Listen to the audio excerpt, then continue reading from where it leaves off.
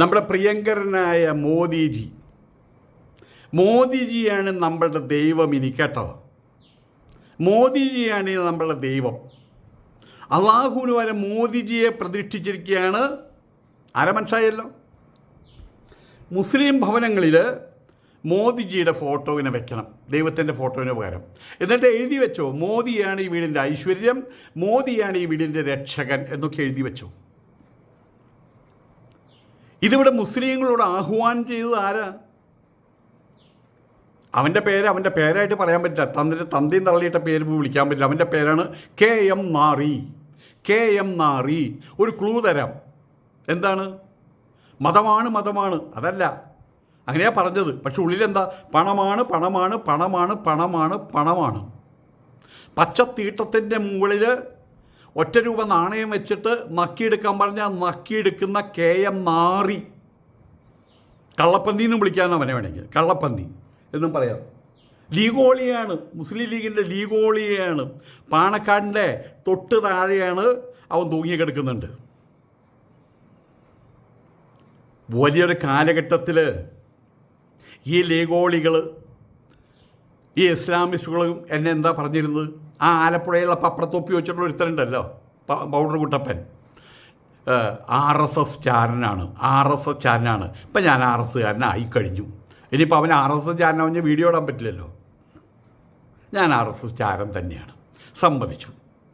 ഇനി നിങ്ങൾ പറ, ഒന്നുകൂടി നിങ്ങൾ പറ, ഈ കള്ളച്ചാമിയാണ് RSS ചാരൻ എന്നൊന്നുകൂടിയും പറ. നിങ്ങൾ ആത്മാർത്ഥതയുണ്ടെങ്കിൽ, സത്യസന്ധതയുണ്ടെങ്കിൽ ഈ കൽപ്പനയെ കേട്ടിട്ട്, ഈ KM നാറിയുടെ കൽപ്പനയെ കേട്ടിട്ട്, ഈ കള്ളപ്പന്നിയുടെ കൽപ്പനയെ കേട്ടിട്ട് പ്രിയങ്കരനെ മോദിജിയുടെ പടം വീടിൻ്റെ മുമ്പിൽ ഇങ്ങനെ വെക്കണം, മാലയിട്ട് വെക്കണം, നിലവക്കും കുളത്തി വെച്ചോ, ചന്ദനത്തിലും വെച്ചോ. അങ്ങനെ പറഞ്ഞ് അവൻ ആരാ? ഞാൻ പറയുന്നു, അവനാണ് യഥാർത്ഥത്തിലുള്ള RSS ചാരനെന്ന്. നിങ്ങൾക്കതിന് തോന്നുന്നുണ്ടോ? നിങ്ങൾക്കതിന് തോന്നുന്നുണ്ടെങ്കിൽ ഏതൊരു ഒരു മുസ്ലിമെങ്കിലും ഇങ്ങനെ പറഞ്ഞാൽ ഈ ദിവസം എനിക്ക് സ്വർഗീയമായ ദിവസമായിരിക്കും. സ്വാമിജിയെ ഞാനും പറഞ്ഞിട്ടുണ്ട് RSS ചാരനാണെന്ന്. ഇപ്പോഴാണ് കാര്യങ്ങൾ പിടികിട്ടിയത്. സ്വാമി അന്ന് പറഞ്ഞില്ലേ, ഇവന്മാർ കയറിക്കഴിഞ്ഞാൽ വേറെ ഒരു മാർഗവുമില്ല, RSSൻ്റെ മോഡിയുടെ അമിത്ഷായുടെ ചെരുപ്പ് നക്കികളായിട്ട് കിടന്നേ മതിയാകൂ എന്നീ അന്നേ പറഞ്ഞതല്ലേ. ഇപ്പം അവിടെ കൊണ്ട് എത്തിച്ചില്ലേ കാര്യങ്ങൾ. ആയതുകൊണ്ട് നിങ്ങൾ ഇങ്ങനെ പറ, സ്വാമി ഞങ്ങൾ ഒരുപാട് ചാരനെന്നും കള്ളനെന്നും ചാമ്യാരെന്നും മറ്റെല്ലാം വിളിച്ചിട്ടുണ്ട്, സോറി എന്ന് ഒരാളെങ്കിലും പറഞ്ഞു കഴിഞ്ഞാൽ ഇന്നെനിക്ക് സ്വർഗമാണ്. ഞാൻ പ്രതീക്ഷിക്കുന്നില്ല, എങ്കിൽ പോലും ഞാൻ പറഞ്ഞു എന്ന് മാത്രമേ ഉള്ളൂ. ഏതായാലും ഇത്തവണ അവൻ്റെ പുറപ്പാട് വേങ്ങരയിൽ നിന്നാണ് പുറപ്പാട്.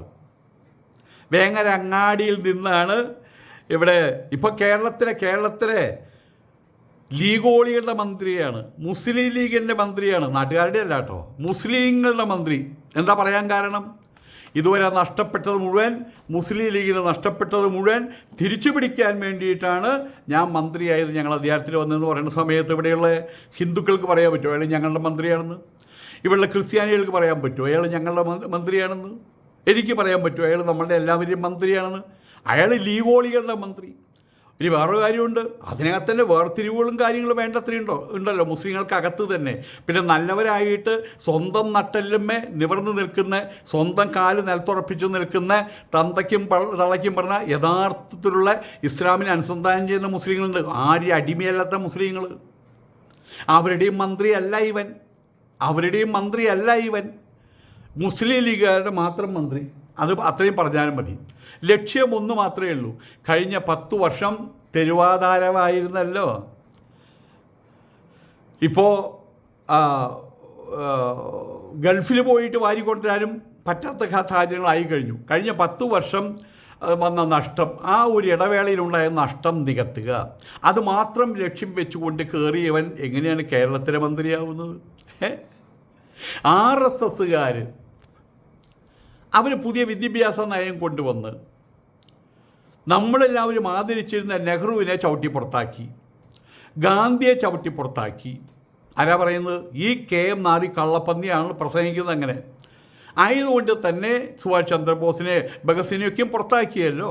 ആയതുകൊണ്ട് തന്നെ ഞങ്ങൾ വന്നാൽ, അവൻ കുരയ്ക്കാണ് ചെയ്യുക, പറയല്ല ചെയ്യുക, ഞങ്ങൾ വന്നാൽ നെഹ്റുവിനെ അതുപോലെ മഹാത്മാഗാന്ധിയെ പാഠപുസ്തകത്തിലേക്ക് നിങ്ങൾ തിരിച്ചാനയിക്കും, തിരിച്ചു കൊണ്ടുവരും എന്ന് വേങ്ങര അങ്ങാടിയിൽ പരസ്യമായിട്ട് അലറിയവനാണ്. അലറലോടലറിയവൻ ഒന്ന് വയസ്സിൽ പറഞ്ഞേ. അങ്ങനെ ചെയ്തവനാണ് ഈ കള്ളപ്പന്നി. എന്നിട്ട് ഇപ്പം എന്താ സംഭവിക്കുന്നത്? കൈ പിടിച്ച് കൊണ്ടുവരുന്നുണ്ട്. ആരെ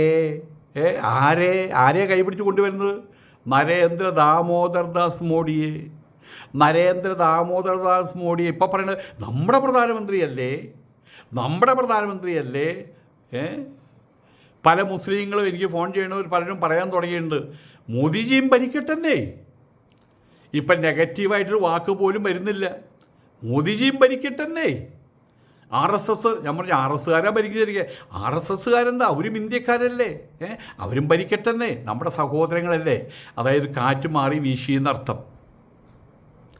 അവിടെ നിന്ന് വരുന്ന ആ കുപ്പക്കുഴിയിൽ നിന്ന് വരുന്ന ഗന്ധം അവൻ്റെ മൂക്കിൽ കൂടെ കയറി, വായക്കൂടെ കയറി, ചെവിട്ടിയുടെ ആ സ്ഥലത്ത് കയറി അവൻ മൊത്തപ്പോൾ നാറ്റത്തിൽ മുങ്ങി നിൽക്കുക. അപ്പോൾ അവരെന്താ സംഭവം? അവൻ നാറ്റം അറിയുന്നില്ല. നമ്മൾ കുപ്പയിൽ നിന്ന് അകന്ന് നിന്നിട്ട് കുപ്പയുടെ അടുത്ത് വരുമ്പോഴല്ലേ നാറ്റം അറിയുക. ഇവൻ കുപ്പയിൽ മുങ്ങിക്കഴിയാണ്, ഇപ്പോൾ ചാണകക്കുഴിയിൽ മുങ്ങിക്കഴിയാണ്, പിന്നെ അവൻ എന്ത് നാറ്റം? ഏതായാലും ദാമോദർദാസ് നരേന്ദ്രമോദിജി എന്ന് പറയുന്ന ദൈവം ഇപ്പം അവൻ്റെ പുതിയ ദൈവമാണ്, അള്ളാഹു അല്ല. ഇപ്പോൾ മോഡിജിയാണ്. അതുകൊണ്ടാണ് പറയുന്നത് എല്ലാ മുസ്ലിം വീടുകളുടെ മുമ്പിലായിട്ട്, മുസ്ലിം വീടുകളുടെ ഉമ്മർത്ത് മാലയിട്ട് നിലവിളക്കും കൊളുത്തി ചന്ദനത്തിനും കൊളുത്തി വെക്കാൻ പറയുന്നത്. ഇനി ഇവന് മോഡിയാണ് അള്ളാഹു. അതാണല്ലോ ഇപ്പോൾ എന്തായാലും പറയാം, നിയമസഭയിൽ സത്യപ്രതിജ്ഞാ ചടങ്ങിൽ അവർ എവിടെ പോയാലും എന്ത് തുടങ്ങുമ്പോഴും അള്ളാഹു അക്ബർ. ഒരു കുട്ടി പ്രസവിച്ച് വീണ് കഴിഞ്ഞാൽ ആദ്യം ചെവിട്ടിൽ ഓതുന്നത് അള്ളാഹു അക്ബർ. മരിക്കുന്ന സമയത്തും ഇതുപോലെ തന്നെ ആ മയ്യത്ത് കൊണ്ടുപോകുന്നത് അള്ളാഹു അക്ബർ, ലാ ഇലാഹ ഇല്ലല്ലാ, ലാ ഇലാഹ അല്ല, അതിനൊപ്പം അള്ളാഹു അക്ബർ. അതും അവർ പറഞ്ഞിട്ടാണ് ഈ കൊണ്ടുപോകുന്നത്. അത് ഇത്രയും മധുരമനോഹരമായിട്ടുള്ള ഗംഭീരതരമായിട്ടുള്ള ഒരു ചടങ്ങിൽ, സത്യപ്രതിജ്ഞാ ചടങ്ങിൽ എന്തുണ്ടായി? അത് വായയുടെ നിന്ന് വലിച്ചെറിയിട്ട് കുപ്പയിലേക്ക് എറിഞ്ഞു. അള്ളാഹു എന്നുള്ള പേര് കഴിഞ്ഞു. ദൈവമാണ് ഇപ്പം ദൈവം. എന്ത് ദൈവം? അപ്പം അവരെ സംബന്ധിച്ച് ഇത്രയേ ഉള്ളൂ. സ്വാർത്ഥ താല്പര്യ സംരക്ഷണത്തിന് വേണ്ടി, അവരവരുടെ കാര്യം നടക്കാൻ വേണ്ടി ഇനി തന്തയെയും വലിച്ചെറിയും തള്ളയെയും വലിച്ചെറിയുന്ന അർത്ഥം. ആരാ നിങ്ങളുടെ അച്ഛൻ? നരേന്ദ്ര ദാമോദർ മോഡി. ആരാ നിങ്ങളുടെ അമ്മ? അതും മോഡി തന്നെയാണ്, അറിയില്ല. ഏതായാലും മോഡിജി ഈ വീടിൻ്റെ രക്ഷകൻ, ഈ വീടിൻ്റെ ഐശ്വര്യം എന്നുകൂടി എഴുതി വെച്ചാൽ സമ്പൂർണ്ണമാകും. അവിടേക്കാണ് ഇനി കാര്യങ്ങൾ വരുന്നത്. കാരണം പലർക്കും പേടിക്കാൻ പല കാര്യങ്ങളുമുണ്ട്. ആയതുകൊണ്ട് തന്നെ മടിയിൽ കനമുള്ളവർക്ക് പേടിയുണ്ട്, വഴിയിൽ പേടിയുണ്ട്. ആയതുകൊണ്ട് എന്ത് ചെയ്യണം? ഞാൻ എൻ്റെ ചെറുപ്പകാലത്ത് ഇങ്ങനെ എന്തായാലും പറയുക, നമ്മളുടെ നാരായണൻകുട്ടി നായർ കൊലക്കേസ് ഉണ്ടായി. കഴുത്ത് വെട്ടിയൊരു മൂലയ്ക്ക് കൊണ്ടുവച്ചു, കോങ്ങാട്. അന്ന് എല്ലാവരും ധാരണ ഈ നക്സലേറ്റുകൾ കൊല്ലാൻ നടക്കുന്നവരാണെന്നാണ്. രാവുണ്ണിയേട്ടനും എല്ലാവരും, വെള്ളത്തോൾ സ്റ്റീഫനും ആൾക്കാരൊക്കെ കൊല്ലാൻ നടക്കുന്ന ആൾക്കാർ ആയതുകൊണ്ട് തന്നെ ഞങ്ങളുടെ അവിടെയുള്ള ഒരു അരവിന്ദാക്ഷൻ മാഷ് അങ്ങനെ കുറച്ചും കൂടി ഒരു ബോധമുള്ളൊരു മനുഷ്യനാണ്. ബോധമുണ്ടെന്ന് വെച്ചാൽ അങ്ങനെ ബോധം ഞാൻ പറഞ്ഞുതരാം. അങ്ങനെ എന്ത് ചെയ്തു? കാറൽ മാർക്സിൻ്റെ ഒരു ഫോട്ടോ വീടിൻ്റെ മുമ്പിൽ കുറേ ഫോട്ടോ ഉണ്ട്. അന്ന് അങ്ങനെയാണല്ലോ, വീടുകളുടെ മുമ്പിൽ കുറേ ഫോട്ടോസ് അണിയടിച്ച് തൂക്കിയിടും അവരുടെ വീട്ടിലെ ആൾക്കാർ. ഇപ്പം അങ്ങനെ ആരും ചെയ്യാറില്ല, ഇപ്പോൾ ആൽബാക്കി മാറ്റി. അതിൽ മറ്റേ കാറൽ മാർക്സിൻ്റെ ഒരു ഫോട്ടോ കൂടി വെച്ചു. എന്നിട്ട് അങ്ങനെ പറഞ്ഞു, ഈ ഫോട്ടോ വെച്ച് അവൻ്റെ നക്സലേറ്റുകൾ വരില്ല. അന്ന് ആ ഒരു പേടിയുണ്ടായിരുന്നു. ഞങ്ങളുടെ വീട്ടിലിന് വരുമോ, വാതിൽ പുതിയ വാലുണ്ടാക്കുന്നു. അന്നൊക്കെയാണ് ഇരുമ്പ് വാതിലൊക്കെ ഉണ്ടാക്കി വെച്ചു ആൾക്കാർ, നക്സലേറ്റുകൾ വരാതിരിക്കാൻ വേണ്ടിയിട്ട്. കോങ്ങാട് നാരായണൻകുട്ടി നായരെ, കേണിച്ചിറ മത്തായിയെ, അതുപോലെ തന്നെ നമ്മളുടെ ഇവിടെ തിരുവനന്തപുരത്തൊരു സ്ഥലത്ത് ഞാൻ മറന്നുപോയി, അവിടെയുള്ള രണ്ട് പട്ടന്മാരുടെ വീട്ടിലാണ് അവിടെ ഉണ്ടായത്. എൻ്റെ മനസ്സിലിങ്ങനെ വരുന്നുണ്ട്, എനിക്ക് പറയാൻ പറ്റുന്നില്ല. അവിടെ 2 പേരെ കൊന്നിട്ടുണ്ട്. ഇത്രയൊക്കെ അപ്പോൾ ഒരു വിചാരിച്ചു ഇനി ഇതിൻ്റെ പരിപാടി ഇതാണെന്ന്. കൊള്ളക്കാരാണ് കൊലപാതകികളെന്ന് വിചാരിച്ചു. അപ്പോൾ അവർ വരാതിരിക്കാൻ വേണ്ടി വീടിൻ്റെ മുമ്പിൽ കണ്ടുപിടിച്ചൊരു മാർഗ്ഗമാണ് കാറൽ മാർക്സിൻ്റെ ഈ ഫോട്ടോ വയ്ക്കുകയെന്ന്. അങ്ങനെ എല്ലാവരും വെച്ചില്ല കേട്ടോ. അതുപോലെ ഇ ഡി വരാതിരിക്കാൻ കണ്ടെത്തിയ മാർഗ്ഗമാണ് എന്താണ്? മോഡിയുടെ ഫോട്ടോ വയ്ക്കുക. മോഡിയുടെ ഫോട്ടോ വെച്ചാൽ ഇ ഡി വരില്ല, അപ്പോൾ പേടി ഉണ്ടാവില്ല. മോഡി, ഇ ഡി, പേടി. മോഡിയുടെ ഫോട്ടോ വെച്ചാൽ ഇ ഡി വരില്ല, അപ്പോൾ പേടി ഉണ്ടാവില്ല. വെച്ചോ. ഇനി പറയടാ ലീഗോളികളെ, ഇനി പറയടാ പാണക്കാടിൻ്റെ അടിമകളെ, ആരാടാ യഥാർത്ഥ RSS ചാരൻ? ആരാടാ യഥാർത്ഥ RSS ചാരന്മാർ? നിങ്ങൾ പറ. RSSൻ്റെ അടുക്കളപ്പുറത്തെ വെള്ളം കോരികളും വിറകോറ്റികളും ആയില്ലേടാ ഈ പറയുന്ന മറ്റേ എന്തായാലും പറയാം, ഈ പറയുന്ന നാറി. അവൻ്റെ ഇനീഷ്യൽ എന്താണ്? അവൻ്റെ KM നാറി. അവനും പാണക്കാടന്മാരും ഒപ്പം ലീഗ് അടിമകളൊക്കെ ഇപ്പോൾ വാസ്തവത്തിൽ വിറകോറ്റികളും മറ്റേ വെള്ളം കോരികളായിട്ട് മാറിയില്ലേ? ഏതായാലും അങ്ങനെയായി തീർന്നേ മതിയാവൂ. അധികാരം കൈവന്നാൽ ഈ ലീഗോളികൾ, ഇത് ഞാൻ പണ്ടേ പറഞ്ഞതാണ്, മാസങ്ങൾക്ക് മുമ്പേ പറഞ്ഞതാണ്, അതിപ്പോൾ യാഥാർത്ഥ്യമായി അത്രയേ ഉള്ളൂ. കാര്യം നടക്കണ്ടേ? കേന്ദ്ര ഗവൺമെൻറ്റിന് മുമ്പിൽ നിന്ന് തുള്ളാൻ കഴിയില്ല. അവിടെ അടിയും കാലും പിടിച്ചേ മതിയാകൂ. എന്നാലും അതിനുണ്ടല്ലൊരു മര്യാദ. ആ മര്യാദയും വിട്ടുകൊണ്ടാണ് ഇപ്പോൾ വീടിൻ്റെ മുമ്പിൽ ഫോട്ടോ വയ്ക്കാൻ പറഞ്ഞിട്ടുള്ളത്. ഇപ്പോൾ പറ, ഈ KM നാറിയുടെ മോഡി പ്രസ്താവനയ്ക്ക് നിങ്ങൾ എന്ത് തരം ചായമടിച്ചിട്ട് ഡെക്കറേറ്റ് ചെയ്തിട്ടാണ് നിങ്ങൾക്ക് ന്യായീകരിക്കാൻ പറ്റുക? പറ. മനസ്സ് തുറന്ന് പറയടാ. ലീഗ് അടിമകളെ, പാണക്കാടിൻ്റെ അടിമകളെ, ആരാടാ യഥാർത്ഥത്തിലുള്ള RSS ചാരൻ? ഇവനെ നാറിയെന്ന് മാത്രം വിളിച്ചാൽ പോരാന്നറിയാം. കൂടുതൽ എന്തെങ്കിലും വിളിക്കാൻ തോന്നുന്നുവെങ്കിൽ ലീഗിൻ്റെ അടിമപ്പണി ചെയ്യാത്ത യഥാർത്ഥ മുസ്ലിങ്ങൾ അത് വിളിച്ചോട്ടെ. PM ശ്രീ എടുത്ത് അറബിക്കടലിലെറിയും. എന്നിട്ട് ഗാന്ധിയെയും നെഹ്റുവിനെയും ഞങ്ങൾ തിരിച്ചു കൊണ്ടുവരും.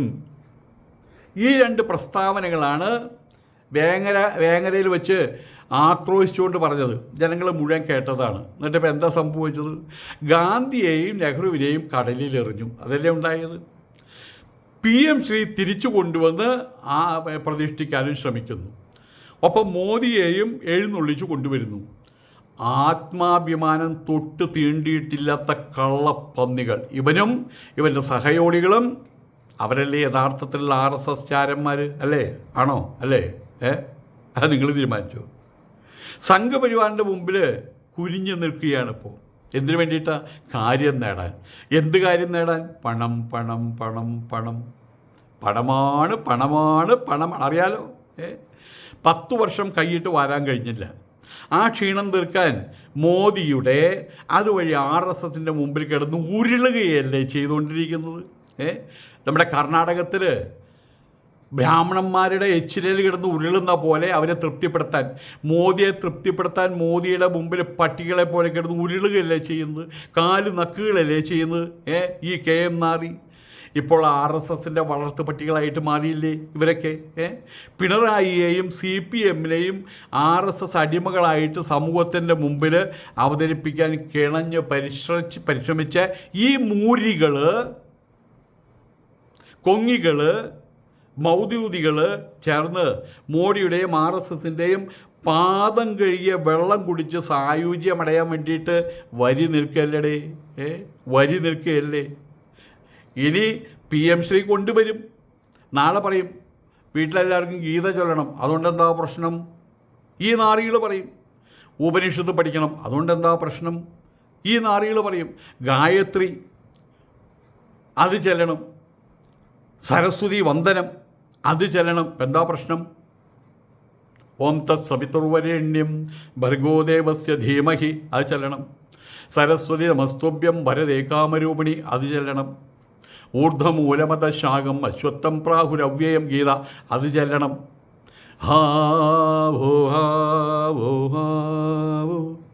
അഹമന്നം അഹമന്നാദോ വോഹമന്നാദോ ഉപനിഷത്ത് അത് ചെല്ലണം. അതിനിപ്പോൾ എന്താ കുഴപ്പം എന്നിവർ പറയും. എല്ലാം ഇവർ പറയും. നാണം കെട്ടും കൊണ്ട്, അങ്ങനെയല്ലല്ലോ പറയാ, നാണം കെട്ടും പണം നേടിക്കൊണ്ടാൽ നാണക്കേടാ പണം തീർത്തുകൊള്ളും. അത് നന്നായിട്ട് പഠിച്ചു വച്ചിട്ടുണ്ട് ഈ പന്നിക്കൂട്ടന്മാർ, ഈ ലീഗോളികൾ, ഈ പാണക്കാടന്മാർ, ഈ KM നാറിയും. നിങ്ങൾ എത്ര പേര് അവൻ്റെ പുറകിൽ പോകും? നിങ്ങൾ എത്ര പേര് അവൻ്റെ പുറകിൽ പോകും?